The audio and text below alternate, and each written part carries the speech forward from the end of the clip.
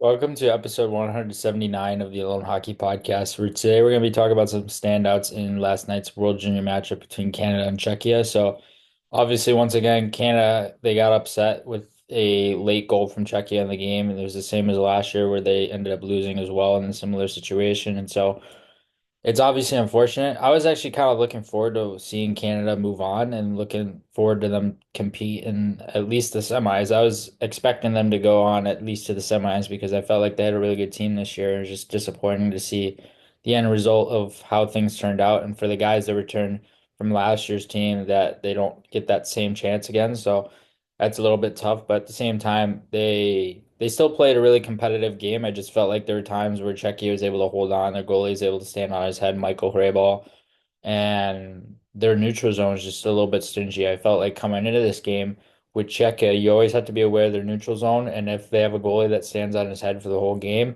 then they're kind of out of luck. So it's going to be interesting to see how the U.S. they play Czechia, I believe tomorrow. So it'll be interesting to see how that situation turns out. But as for Canada, I just felt like a lot of their guys were rolling. Like Bradley Nadeau was rolling. You had Berkeley Catton who was going. You had their D core was rolling. You had the D pairing of Dickinson and Bonk who was really going. I felt like Dickinson early on in the game and throughout the first half of the game really struggled, but his game got a little bit better. His puck movement got a little bit better. His outlets got a little bit better.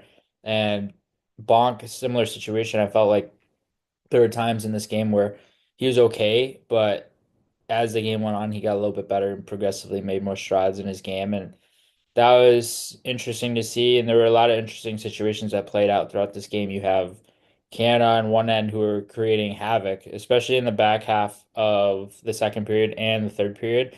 They were just relentless. They were relentless in their neutral zone transition. They were relentless in their entry play, relentless around the net, relentless around the crease, relentless on odd man rushes. Like there are a lot of situations where they were really tenacious around pucks and trying to get to second chances. And some of them weren't just going in, or they're just missing the net, or they were getting a misfired pass, or there was a bounce that would end up the wrong way, or teammates would pass instead of shooting. Like there's so many situations where it felt like Canada had the opportunity to win this game and take over the game in regulation, but they just weren't able to do so.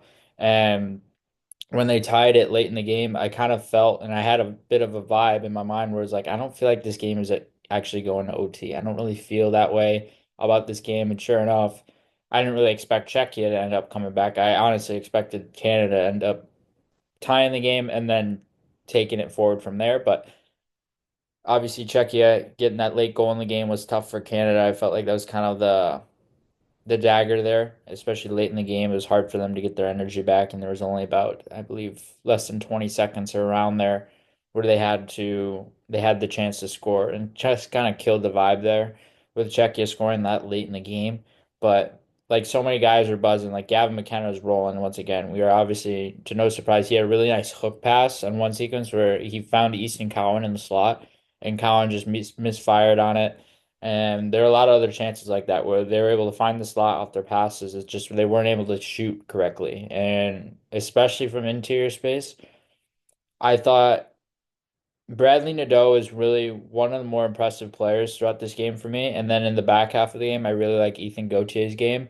And Ethan Gauthier is a guy who's built for this type of game, like a very competitive, tenacious type of player who can play in the PK. He can kill plays defensively. He's a guy you want to rely upon defensively in big games like this. And offensively at the same time, he's got really good transition ability. He's got really good puck carrying ability, really good speed differential to be able to blow past defenders. And he's just overall a really skilled player in that sense. I feel like he was one of the more underrated players to watch in yesterday's game. Obviously, he's super skilled player, and that's why he was drafted in the second round. But at the same time, I was really impressed with his ability to just create rushes individually and be able to do that in many different situations. So he could, if he was forced to the outside lane, the neutral zone, he'd find a way to problem solve and get around the pressure. And usually he's with the speed because he's got so much speed and so much crossover speed and also so much straight line speed, which is really good and a major asset when it comes to his game. I believe Gauthier is going to be an NHLer for quite some time once he makes it to the NHL. I just feel like he has a style that translates and a style of play that's so unique to watch.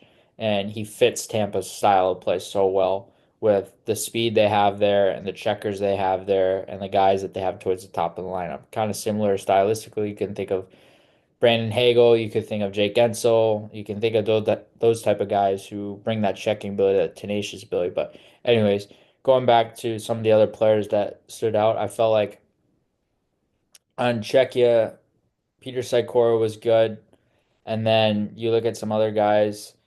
I'm trying to remember the names. It's hard to remember off the top of my head some of the names that they had, but they had a lot of good players. They have a lot of stingy players who can kill plays in that sense, and they're more defensively reliable when it comes to being able to shut plays down and being able to do that in many different situations. Oh, of course, we have to mention Edward Schala, who is really fun to watch. He's really exciting to watch in terms of playmaking and just overall ability to score from many different situations. Like he's a super skilled player. Yes, he's slight in his frame, but he's super skilled, super fun to watch, super fun to watch in terms of playmaking. I actually liked Adam Zidlicki as well from the OHL. He's really good. Speed, the ability to pivot along the half wall and use cutbacks along the half wall in the ozone and extend plays there. He was really good in that sense. He's good along the perimeter at extending possession and extending plays. So I felt like that was one of his bigger assets when it came to him,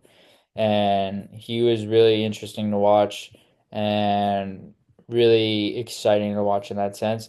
And then I would say defensively, Thomas Galvis, who plays in the Czech league, he is a very steady defenseman, reliable defensively, reliable in offense, reliable in transition. He's a guy you don't necessarily notice in terms of flash or how his game pops out at you.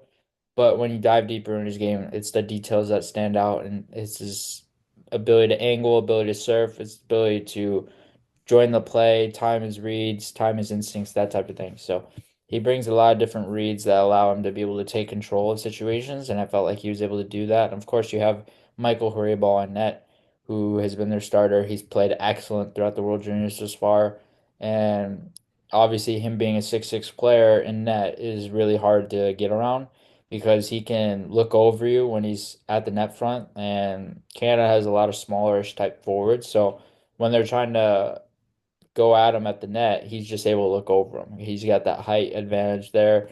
And in terms of vision and scanning through lanes, he's been really good. I've been really impressed with his ability to not allow second pucks too easily and not allow premier rebound opportunities. I felt like he let up a few of those in the back half of yesterday's game, but a lot of it was due because their defensive positioning was just off. So he had to be the backbone for them, and he had to be very reliable in net for them to be able to shut plays down and be able to shut many shots down. So he was really good, just really talented goalie, really exciting to watch in net, and certainly has a future if he's able to make Utah in the future after being originally drafted by Arizona, but obviously now them being Utah. So it'll be interesting to see how his game continues to get better over the course of this tournament, how far Czech is able to go, and what they're able to do moving forward. I've been really intrigued with their game. They played a really good game yesterday, and it'll be interesting to see how they continue that on against the United States as well.